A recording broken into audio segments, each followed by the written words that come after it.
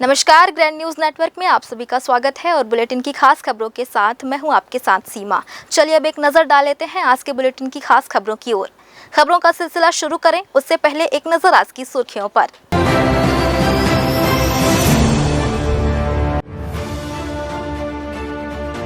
ED कार्रवाई के विरोध में कांग्रेस का प्रदर्शन, नेहरू चौक पर पुतला दहन, भाजपा पर एजेंसी दुरुपयोग का आरोप।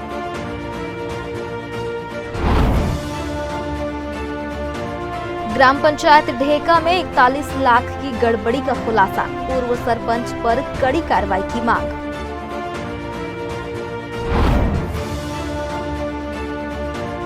रपटा पुल के पास बनेगा नया ब्रिज, मंगला से लोधीपारा के बीच भी ब्रिज को मिली स्वीकृति।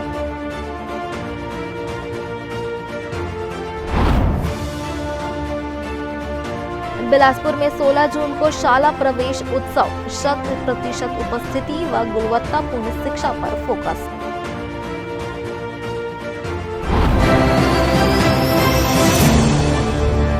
ये थी सुर्खियां और अब खबरें विस्तार से। छत्तीसगढ़ में शराब घोटाले की जांच कर रही प्रवर्तन निर्देशालय ईडी ने पूर्व मंत्री कवासी लखमा और उनके छोटे बेटे हरीश लखमा की संपत्तियों को अटैच किया है। इस कार्रवाई की जद में सुकमा स्थित कांग्रेस भवन भी आ गया है, जिसे कथित तौर पर घोटाले की राशि से निर्मित बताया गया है। ईडी की इस कार्रवाई का विरोध करते हुए शनिवार बिलासपुर में कांग्रेसियों ने जोरदार प्रदर्शन किया और नेहरू चौक में ईडी का पुतला दहन किया। ईडी की कार्रवाई के विरोध प्रदर्शन के दौरान ग्रामीण जिला कांग्रेस अध्यक्ष विजय केशरवानी ने कहा कि जब भी कांग्रेस के नेता जनता की आवाज उठाते हैं, भाजपा सरकार जांच एजेंसियों का दुरुपयोग कर उन्हें दबाने की कोशिश करती है। उन्होंने कांग्रेस कार्यालय पर ईडी की कार्रवाई को लोकतंत्र पर हमला बताया। बिलासपुर जिला कांग्रेस कमेटी ने ईडी का पुतला दहन किया है। ये लोकतंत्र में कैसा तानाशाही कि किसी राष्ट्रीय पार्टी को ईडी ने कार्रवाई के तहत उसको अपने कब्जे में लिया है।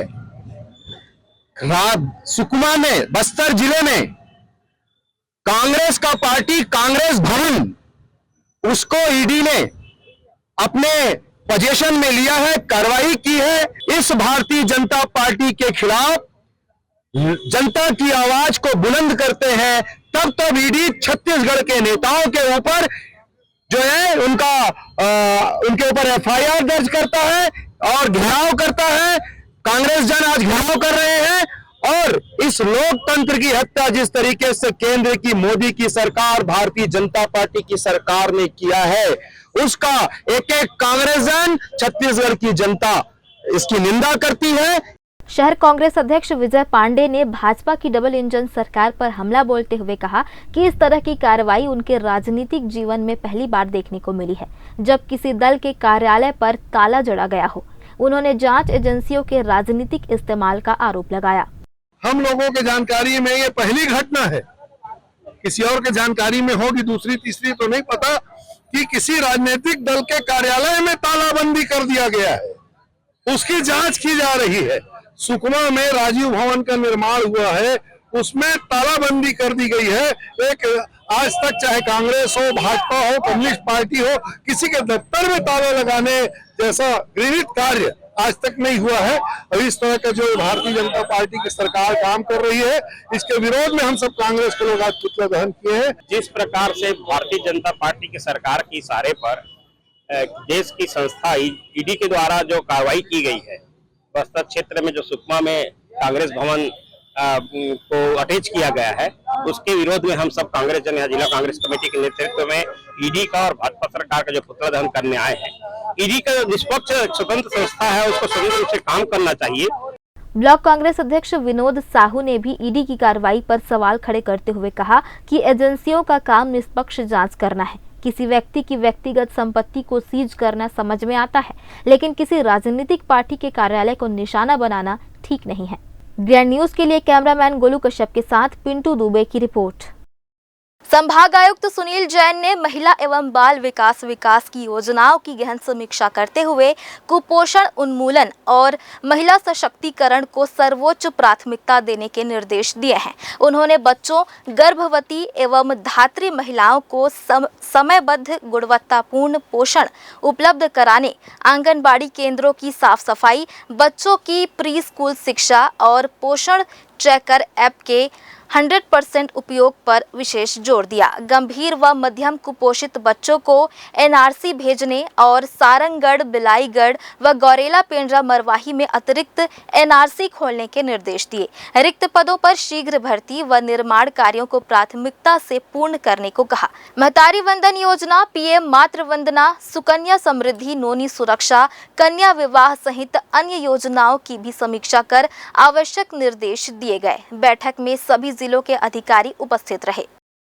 मुख्यमंत्री विष्णुदेव साय के निर्देश पर कोटा ब्लॉक के ग्राम आमागोहन से जल संरक्षण हेतु मोर गांव मोर पानी महाअभियान शुरू हुआ।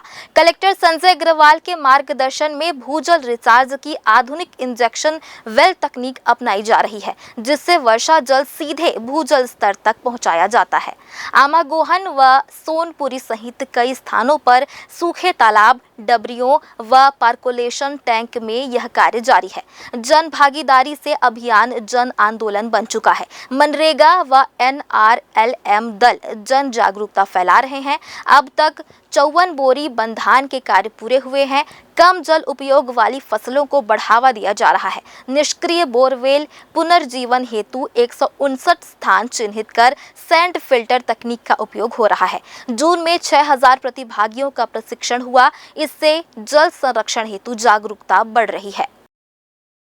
बिलासपुर शहर के सबसे व्यस्त मार्ग सत्यम चौक से इंदू चौक तक यातायात पुलिस की कार्रवाई लगातार दूसरे दिन भी जारी रही। इस दौरान मुख्य सड़कों और फुटपाथ पर सामान फैलाकर रखने, बेसमेंट पार्किंग को गोदाम में बदलने, दुकानों के सामने वाहन खड़ा करने जैसी स्थिति पर ट्रैफिक पुलिस ने नाराजगी जाहिर की। कई दुकानों के बेसमेंट खोलकर जांच की गई तो वहां विक्रय सामग्री भरी मिली। दुकानों के सामने फुटपाथ पर टीन छत और छज्जा बनाकर वाहन खड़े किए जाने से पैदल राहगीरों के लिए भी परेशानी की स्थिति बन रही थी। अधिक भीड़ भाड़ वाली दुकानों में आने जाने वाले के लिए अलग व्यवस्था तय करने की जरूरत पर जोर दिया गया, ताकि सड़क पर पार्किंग की वजह से ट्रैफिक बाधित ना हो। सड़कों पर बेतरतीब तरीके से सामान फैलाने और फुटपाथ घेरने वालों को हिदायत दी गई। दुकानों के सामने नो पार्किंग चिन्ह लगाने की भी बात कही गई, ताकि आने जाने वालों को परेशानी ना हो। जनता से अपील की गई है कि वे सड़क पर सामग्री और वाहन न रखें, ताकि सभी के लिए सुरक्षित और सहज आवागमन सुनिश्चित हो सके। फिलहाल वक्त हो चला एक छोटे से ब्रेक का। ब्रेक के बाद भी खबरें जारी रहेंगी। बने रहिए ग्रैंड न्यूज नेटवर्क के साथ।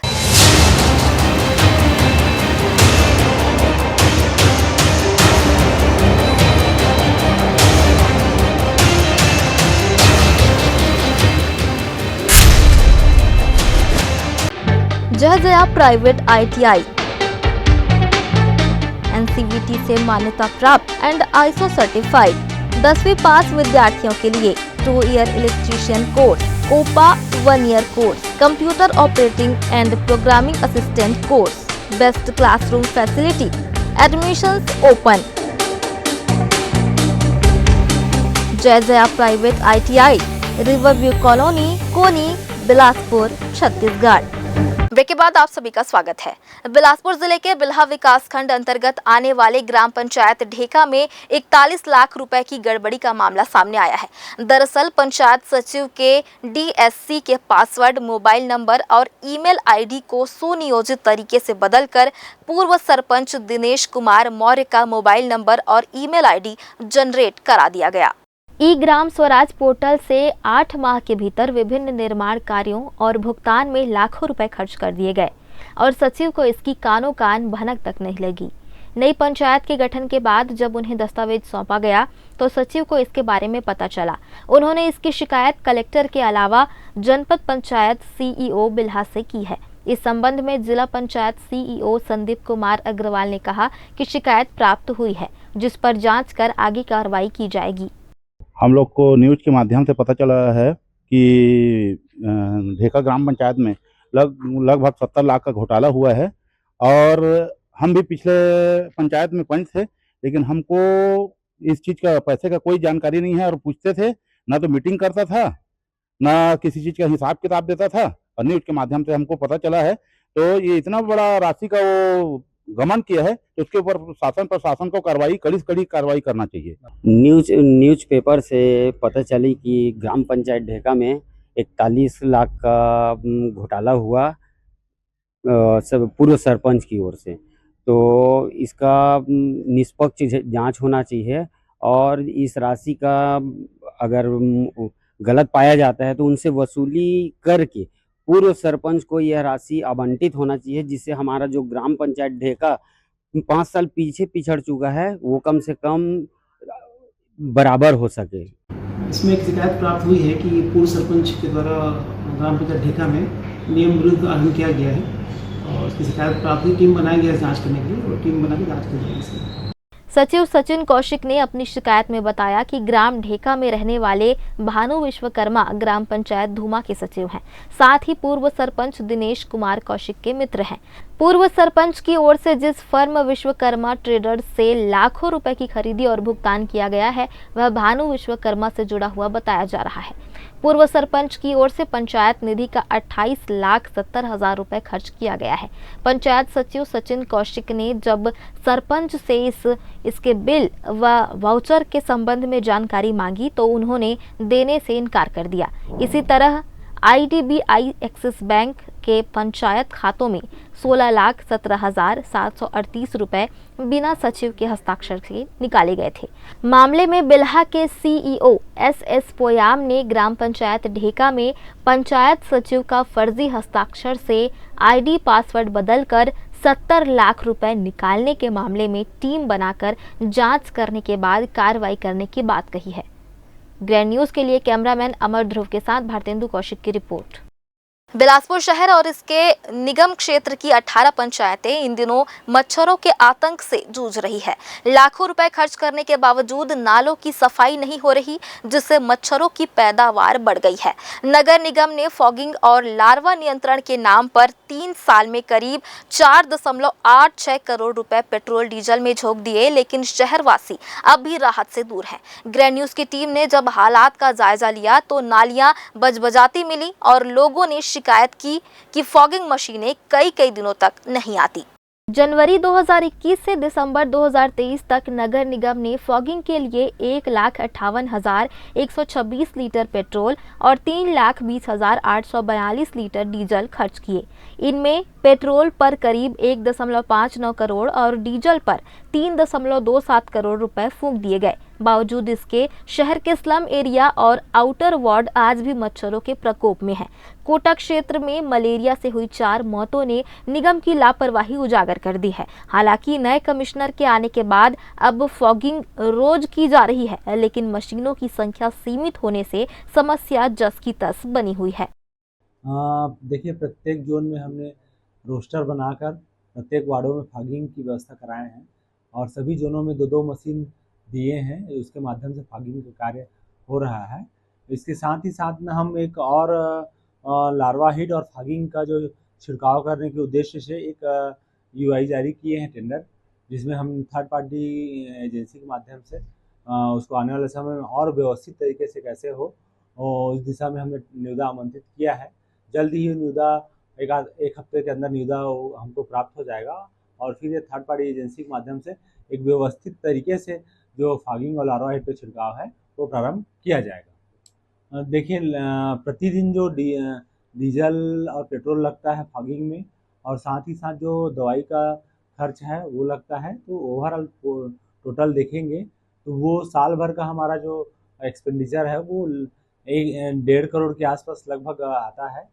तो हमने उसको एक सेंट्रलाइज करके और एक व्यवस्थित टीम किसी थर्ड पार्टी के माध्यम से कराने का सोचा है, और जिससे एक बेहतर रिजल्ट मिल सके, और एक बेहतर, ताकि शहर में मच्छर और जो डेंगू का बाकी और अन्य जो बीमारियां होती है, जो जलजनित बीमारियों, उससे नगर निगम उससे दूर रहे। इस प्रकार से हम एक व्यवस्थित तरीके से उसको करने जा रहे हैं। मेरे ख्याल से इस कार्य में तो बिल्कुल वो कुछ नहीं कर रहे, क्योंकि मच्छर थोड़ा भी लाइट रात को गोल होता है तो पूरे घर में मच्छर बढ़ जाते हैं। बड़े तो बड़े, बच्चे भी परेशान हो रहे हैं। मतलब बच्चे तो बहुत ज्यादा, मतलब लाइट गोल होते साथ मच्छर पूरे घर में आ जा रहे हैं। नाली में तो है ही, नाली में साफ सफाई भी नहीं बराबर, जगह जगह पे देखो तो नाली पूरी भरी हुई है, सफाई में बिल्कुल ध्यान नहीं, रोड में कचरे फेंके हुए जगह जगह पे। तो उन सब चीजों में ध्यान देना चाहिए नगर निगम को। मच्छर इतने काफी तादाद में हो गए हैं, रात तो छोड़िए, दिन में इतने मच्छर है कि आदमी बैठ नहीं पाता है। और नगर निगम जो फॉगिंग मशीन, जो धुआं छोड़ने की मशीन है, वो तो दिखाई देती नहीं है। सिर्फ मच्छरों के नाम पे जो मशीन है, और ऊपर से 70 वार्ड है, 70 वार्ड में मशीनों की संख्या काफी कम है। तो मैं ये चाहता हूँ नगर निगम से कि वो मशीन की संख्या बढ़ाए और हर गली गली, हर वार्ड में जाए, ताकि वो मच्छर मारने की जो मशीन है वो लेके जाए, ताकि मच्छरों का आतंक कम हो और आम जनता को मच्छरों से राहत मिले। नालियां देखिए, नालियां तो इतनी बदबजा रही है, पूरी गंदगी से भरी पड़ी है नालियां, नालियों की सफाई होती नहीं है। नगर निगम क्या कर रही है? नगर निगम के पास 70 वार्डों के लिए महज 15 फॉगिंग मशीनें हैं, जिनमें से आधी वीआईपी एरिया के लिए रिजर्व रहती है। स्लम और आउटर क्षेत्रों में न तो नियमित फॉगिंग हो रही है, न ही एंटी लार्वा दवा का छिड़काव। हर महीने करीब 40 से 50 लाख रुपए पेट्रोल डीजल में खर्च हो रहे हैं, लेकिन इसका सीधा असर आम जनता तक नहीं पहुंच रहा। निगम की लापरवाही व्यवस्था का नतीजा ये है कि मच्छर अब दिन में भी लोगों को चैन से बैठने नहीं दे रहे। ग्रैंड न्यूज के लिए कैमरामैन गोलू कश्यप के साथ पिंटू दुबे की रिपोर्ट। बिलासपुर में नशीली दवाओं की तस्करी पर पुलिस ने एक और बड़ी कार्रवाई करते हुए 216 स्पास ट्रासेन प्लस कैप्सूल के साथ एक युवक को गिरफ्तार किया है। आरोपी मुकेश कुमार लोनिया काली बाइक से घुटकू से सीपत की ओर जा रहा था, तभी कोनी पुलिस ने तुर्काडीह चौक के पास घेराबंदी कर उसे पकड़ लिया। आरोपी के पास से नशीली दवा के 27 पत्ते, एक ओप्पो मोबाइल और मोटरसाइकिल जब्त की गई है, जिनकी कुल कीमत करीब 56,000 रुपए बताई गई है। आरोपी को हिरासत में लेते हुए उस पर आगे की कार्रवाई के लिए न्यायिक रिमांड पर जेल भेज दिया गया है। बिलासपुर के तोरवा थाना क्षेत्र अंतर्गत कांग्रेस ब्लॉक अध्यक्ष नागेंद्र राय सहित 4 लोगों के खिलाफ महमंद निवासी एक महिला की शिकायत पर केस दर्ज किया गया है। आरोप है कि नागेंद्र राय और अन्य आरोपी पीड़िता के घर के सामने पहुंचे, वहां जमकर हंगामा करते हुए तोड़फोड़ की। इस दौरान उन्होंने महिला से गाली गलौज और अभद्र व्यवहार भी किया। घटना को लेकर महिला ने पुलिस में शिकायत की, जिसके आधार पर आरोपियों के खिलाफ भारतीय न्याय संहिता BNS की धारा के तहत मामला दर्ज किया गया है। फिलहाल पुलिस मामले की जांच में जुटी है। बिलासपुर के महमंद गांव में सार्वजनिक रास्ते पर बनी अवैध सीढ़ी को लेकर उठे विवाद ने अब राजनीतिक रंग ले लिया है। ग्रामीणों का कहना है कि पंचायत और जनप्रतिनिधियों की सहमति से सीढ़ी हटाई गई थी, फिर भी झूठे आरोप लगाकर कुछ लोगों के खिलाफ पुलिस में शिकायत दर्ज कराई गई। अब गांव के लोग पुलिस के निष्पक्ष जांच की मांग कर रहे हैं। ग्राम महमंद के वार्ड नंबर 7 में एक मकान मालिक ने 4 फीट चौड़ी सड़क पर 1 फीट चौड़ी अवैध सीढ़ी बना दी थी। पंचायत द्वारा कई बार कहे जाने पर भी जब सीढ़ी नहीं हटाई गई तो ग्रामीणों ने सर्वसम्मति से सीढ़ी हटाने का फैसला लिया। वार्ड पंच और जनप्रतिनिधियों की मौजूदगी में शांतिपूर्वक सीढ़ी हटाई गई, लेकिन इसके बाद सरपंच पक्ष ने नागेंद्र राय समेत 4 ग्रामीणों पर पुलिस में शिकायत दर्ज करा दी। ग्रामीणों का आरोप है कि उनके खिलाफ झूठा केस बनाया गया है ताकि उन्हें बदनाम किया जा सके। वहीं थाना प्रभारी ने दोनों पक्षों को निष्पक्ष जांच का आश्वासन दिया है। पुलिस का कहना है कि साक्ष्यों और गवाहों के आधार पर ही कार्रवाई की जाएगी। किसी का हाथ खींच रहा है, किसी के घर में जबरदस्ती घुस रहा है, उसको क्या कर सकते हैं हम? ना मारे ना पीटे, जबरदस्ती का बोल रहे हैं कि मार दिया है। कौन मारे हमको खुद नहीं पता, और खुद हमारे घर में आया, इतना गंदा गाली दे रहा था कि पूछो मत। हम लोग भी बदले में कुछ भी बोल सकते थे, लेकिन घर का आदमी करके सासू माँ मना कर दी कि कुछ मत बोलो, रहने दो, जाने दो करके। कौन है, क्या करता, कहाँ रहता है? वो राजू यादव है। क्यों गाली गलौज करता है? आप क्या जाने भैया, हम क्या कहे कि गाली दे रहा था। शराब पिया था, फुल शराब पिया था, खड़े भी नहीं हो रहा। डंडा रखा था, डंडे से मार रहा था। शिकायत दिए तो क्या बोले?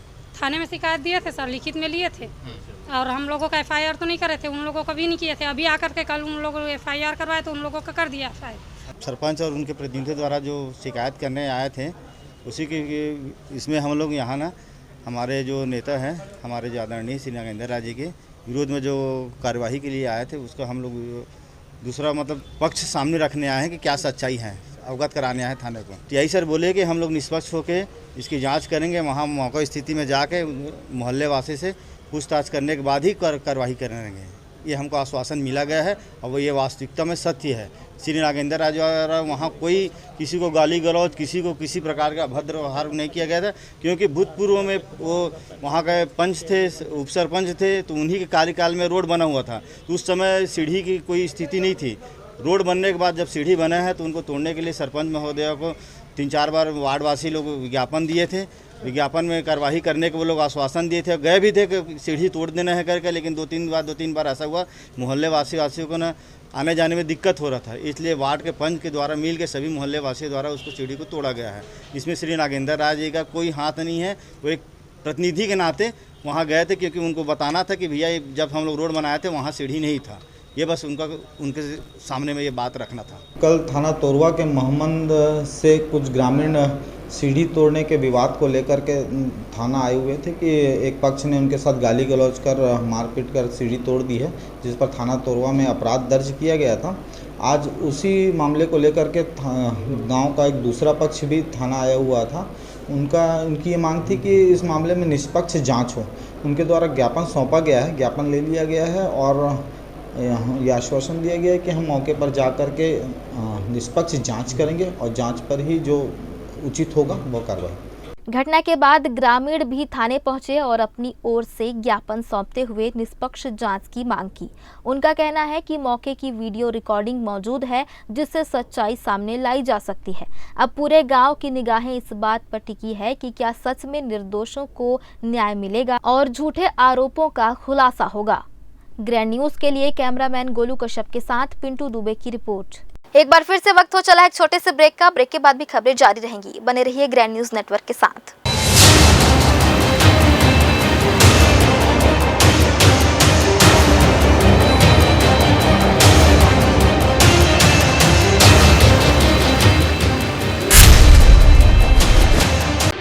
जया प्राइवेट ITI NCVT से मान्यता प्राप्त एंड ISO सर्टिफाइड 10वीं पास विद्यार्थियों के लिए 2 year electrician course, COPA 1 year course, computer operating and programming assistant course, best classroom facility, admissions open. Jaya private ITI, riverview colony, Koni, Bilaspur, Chhattisgarh. Break के बाद आप सभी का स्वागत है। बिलासपुर शहर में तेजी से बस आहट बढ़ रही है, तो वहीं शहर के दूसरे छोर में बसे सरकंडा क्षेत्र में भी तेजी से लोगों की बस आहट बढ़ी है, जिससे इस क्षेत्र में भी ट्रैफिक की समस्या उत्पन्न होने लगी है। ऐसे में अब छत्तीसगढ़ शासन ने शहर के बीच से होकर गुजरने वाली अरपा नदी पर 2 ब्रिज प्रस्तावित किए हैं। एक ब्रिज जहां रपटा पुल के बगल में बनेगा, जिसकी लंबाई 305 मीटर होगी और इसके लिए 11 करोड़ 50 लाख रुपए की स्वीकृति प्रदान की गई है। तो वहीं दूसरा ब्रिज मंगला से लेकर लोधीपारा तक बनेगा, जिसकी लागत लगभग 26 करोड़ रुपए अनुमानित की गई है। हालांकि मंगला से लोधीपारा तक जिस ब्रिज का निर्माण होना है, उसमें जमीन अधिग्रहण को लेकर कुछ दिक्कतें आ रही है, लिहाजा इस पुल को बनने में समय लगेगा। लेकिन रपटा के बगल में बनने वाले पुल की सभी औपचारिकताएं पूरी कर ली गई है। जल्द ही इसमें निर्माण कार्य शुरू होगा। यह पुल मौजूद पुल से थोड़ा ऊंचा बनेगा, जिससे पानी भरने की स्थिति में यहां आवागमन में किसी प्रकार की दिक्कत ना हो। निश्चित तौर पर लोक निर्माण विभाग के द्वारा शहर में ट्रैफिक व्यवस्था को सुगम बनाने के लिए बनाई गई यह सभी योजनाएं जब धरातल पर आएगी तो आवागमन में लोगों को काफी सुविधा होगी। प्रताप टाकीज का 4 लेन पुल बनने के बावजूद भी गाड़ियों की संख्या इतनी ज़्यादा बढ़ गई है कि ट्रैफिक जाम की स्थिति शाम के समय और सुबह ऑफिस आवर्स में बहुत ज़्यादा देखने को आई है। इसको देखते हुए शासन ने अभी 2 पुलों को स्वीकृत किया है। एक तो शनिश्चरी रपटे के बाजू से एक पुल बनेगा, हाई लेवल ब्रिज बनेगा, जिससे पानी चढ़ेगा नहीं। वो पुल का टेंडर हो गया है। शीघ्र ही उस कार्य की बोरिंग का कार्य शुरू होगा कार्यादेश जारी होने के बाद, और संभवतः 18 महीने की अवधि में उस कार्य को पूर्ण कर दिया जाएगा। साथ ही कमिश्नर ऑफिस पिलासा ताल के सामने कमिश्नर ऑफिस का निर्माण कार्य कराया जा रहा है। वहाँ पर मंगला से लोधीपारा की ओर एक नया पुल 408 मीटर लंबाई का और स्वीकृत हुआ है, जिसमें मंगला की ओर लैंड एक्विजिशन होने की वजह से अभी उस कार्य की निविदा नहीं बुलाई जा सकती। उस काम में थोड़ा सा टाइम लगेगा और जैसे ही निविदा इसकी LA की कार्रवाई पूरी हो जाएगी उसके पश्चात इसकी भी निविदा बुलाई जाएगी। जिस अचानक मां टाइगर रिजर्व में सफारी का लुत्फ उठाने की योजना बना रहे पर्यटकों के लिए एक अहम अपडेट सामने आया है। मानसून की दस्तक के साथ ही 16 जून से रिजर्व का कोर जोन बंद किया जा सकता है। बारिश होने की स्थिति में यह निर्णय राष्ट्रीय बाघ संरक्षण प्राधिकरण की गाइडलाइन के तहत लिया जाएगा, ताकि वन्यजीवों के प्रजनन काल के दौरान उनके प्राकृतिक आवास में किसी भी तरह की बाधा न पहुंचे। कोर जोन में सफारी पर 4 महीने तक रोक रहेगी, जबकि बफर जोन में सफारी की सुविधा मानसून में भी जारी रहेगी। जंगल में बाघ, तेंदुआ, भालू, हाथी और ब्लैक पैंथर जैसे दुर्लभ वन्य जीव तो रहेंगे, लेकिन पर्यटक सिर्फ दूर से उनकी उपस्थिति का अनुमान ही लगा पाएंगे। मिली जानकारी से यदि बारिश में देरी होती है तो कोर जोन जून अंत तक खुला रह सकता है, अन्यथा 1 जुलाई से 31 अक्टूबर तक सफारी पूरी तरह बंद रहेगी और 1 नवंबर से दोबारा खोला जाएगा।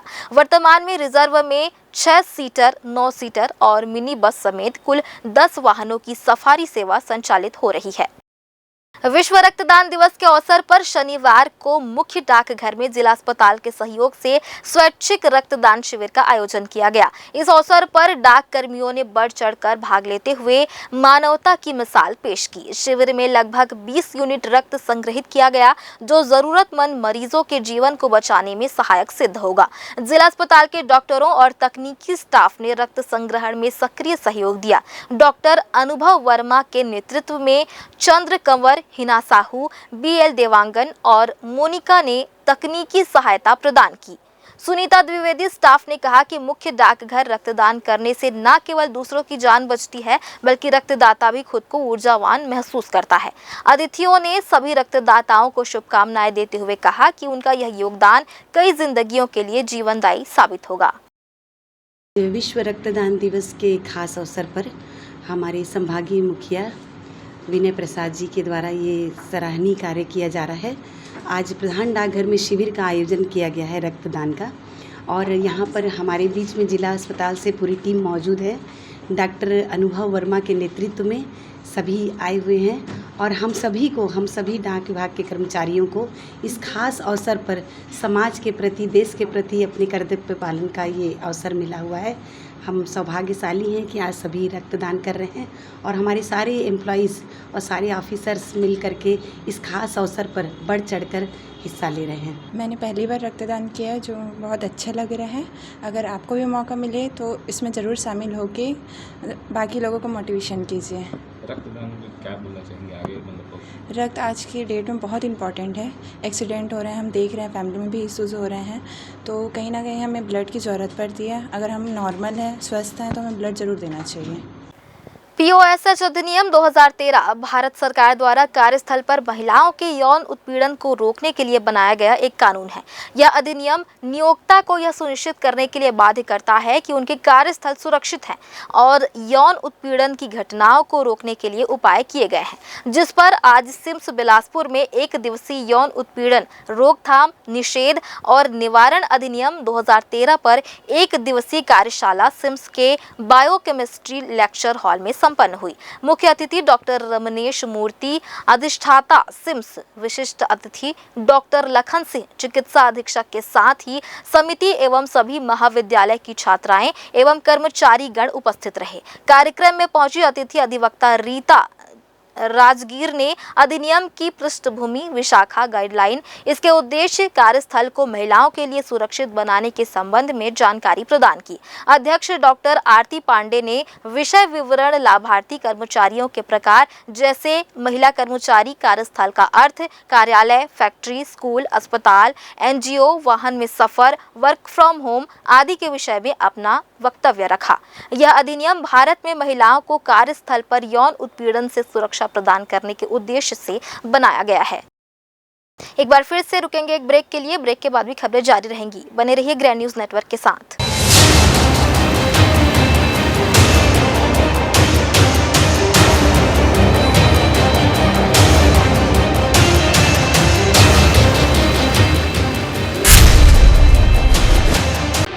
जया प्राइवेट ITI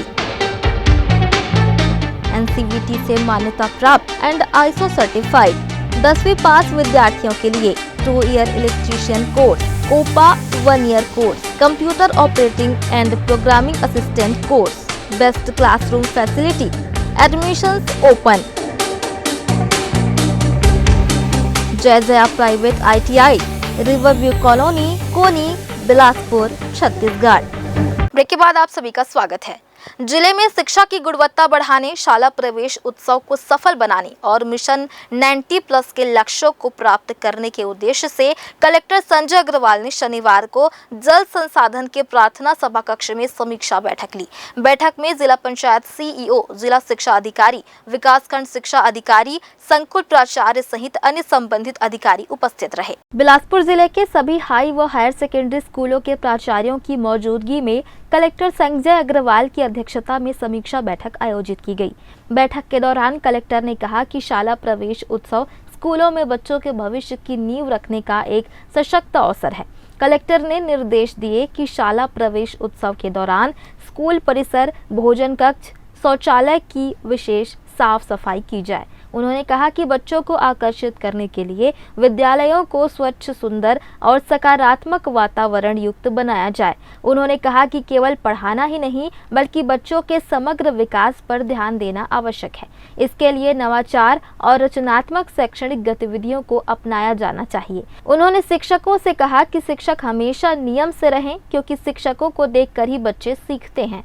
और हम अपने नए बच्चे जो स्कूल में इस नए सेशन में जो आएंगे, उनके प्रवेश के लिए कि किस तरह से हमें व्यवस्थाएं देनी है, किस तरह से पूरे 1 साल हमें उन बच्चों के बेहतरी के लिए, उनके कैरियर के लिए हमें आगे काम करना है, उसके बारे में आज चर्चा करेंगे। आप लोग बहुत ही महत्वपूर्ण व्यक्ति हैं। माता पिता के बाद बच्चे सबसे ज्यादा कांटेक्ट में किनके पास रहते हैं, जहां सबसे ज्यादा चीजें वो सीखते हैं। Primary school, middle school, high school, ये गोल्डन टाइम होता है लाइफ का। ये बताया ना, ये कच्ची मिट्टी होते हैं उस समय बच्चे, उनका ब्रेन जो है बहुत साफ होता है। जो चीज आप बताओगे तुरंत वो चीज फोटोग्राफिक मेमोरी की तरह से प्रिंट होते जाता है। तो हमारा एक्ट जो है उस स्कूल में हम कैसे कर रहे हैं, स्कूल के बाहर हम कैसे कर रहे हैं, हमारा अपना बिहेवियर कैसा है। बच्चों की 100% उपस्थिति और गुणवत्तापूर्ण मध्याह्न भोजन सुनिश्चित करने के निर्देश दिए गए। CEO जिला पंचायत ने कहा कि सभी स्कूलों में शिक्षकों और विद्यार्थियों की 100% उपस्थिति सुनिश्चित की जाए। इस हेतु प्राचार्य एवं प्रधान पाठकों को नियमित मॉनिटरिंग करने की सलाह दी गई। साथ ही उन्होंने स्कूलों में वृक्षारोपण अभियान चलाने की बात भी कही, ताकि पर्यावरण के प्रति जागरूकता के साथ हरियाली भी बढ़े। जिला शिक्षा अधिकारी अनिल तिवारी ने बताया कि प्रत्येक स्कूल में बच्चों की पूजा कर उनको प्रवेश दिया जाएगा। भर्ती होते ही बच्चों को पुस्तक और गणवेश बांटा जाएगा। हम एक अच्छा एनवायरनमेंट तैयार करें कि बच्चे स्कूल में आके अच्छा महसूस करें। 16 जून को स्कूल अगर खुलना है तो हम सबकी जिम्मेदारी बनती है कि जैसे कोई बच्चा स्कूल में पहली बार आ रहा है या अपने अगले क्लास में आ रहा है, तो स्कूल में आकर उसको अच्छा माहौल मिले कि उसको स्कूल में आने का दोबारा फिर उसका मन करे। ऐसा ना हो कि वो स्कूल आके बोले कि स्कूल में सफाई नहीं है, स्कूल में मेंटेनेंस नहीं है, टीचर नहीं है, पानी नहीं है, शौचालय नहीं है। तो इन सबका ध्यान देना हमारी सबकी बहुत महत्वपूर्ण जिम्मेदारी है कि हम जो छोटे बच्चे स्कूल में पढ़ने के लिए आ रहे हैं कि उन्हें अच्छा वातावरण मिले, अच्छा माहौल मिले, उनका ऐसा स्वागत किया जाए कि वो स्कूल में आके अपनापन महसूस करें कि हम अपने स्कूल घर से अपन दूसरे घर में यहाँ आ गए हैं, हम यहाँ पढ़ाई करने के लिए आए, साथ ही हमारा ये सेकंड घर भी है। ये बहुत महत्वपूर्ण है कि लंबे समय स्कूल बंद रहने से स्कूलों में बहुत सारी चीजें मेंटेनेंस की समस्या आती है। तो 2 दिन पहले से, हफ्ते पहले से ही आप लोगों ने सब काम चालू कर दिया होगा।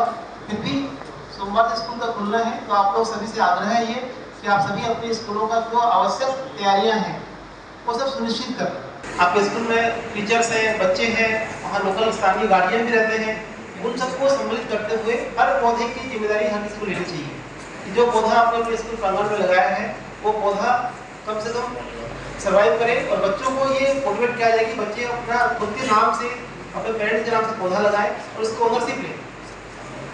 लेकिन जब बच्चे बाद में स्कूल में आए 5-10 साल बाद तो उसको अच्छा लगा कि देखिए मैंने पौधा मैंने लगाया था और ये पौधा आज जो है हरा भरा बड़ा पौधा पेड़ बन गया है। नवीन शैक्षणिक सत्र प्रारंभ हो रहा है।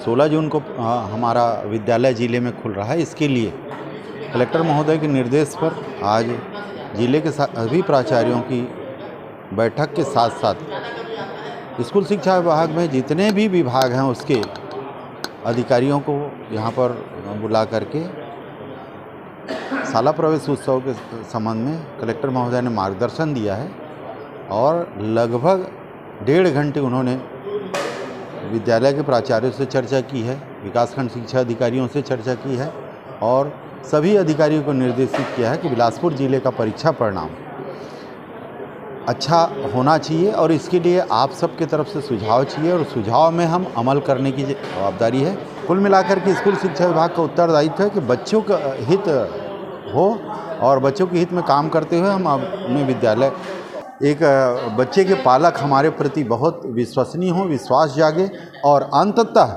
बच्चों का परीक्षा परिणाम बहुत अच्छा है, इस प्रकार की अपेक्षा उन्होंने किया है। सभी प्राचार्यों ने उसको स्वीकार भी किया है। बड़े मनोयोग से आज प्राचार्यों ने उनकी बातों को सुना है और तो 30 जून के पूर्व हम सभी बच्चों को प्रवेश की प्रक्रिया के दौरान ही हम बच्चों को वितरित कर दें किताबें। जो भी बच्चे आएँ, पालक आएँ, उनको हम किताब वितरित करते जाएं, गणवेश का वितरण करें और जो भी सरकार की तरफ से हमको उपलब्ध कराए गए हैं संसाधन उसका अधिक और भरपूर उपयोग करके हम शाला प्रवेशोत्सव प्रत्येक विकासखंड में करने का भी निर्देश है। शाला प्रवेश उत्सव मनाने का मुख्य उद्देश्य नए शैक्षणिक सत्र की शुरुआत में बच्चों का उत्साह वर्धन करना और उन्हें स्कूल में खुशी खुशी प्रवेश दिलाना है। यह उत्सव छात्रों, शिक्षकों और समुदाय के बीच शिक्षा के प्रति जागरूकता और उत्साह बढ़ाने का एक अवसर है।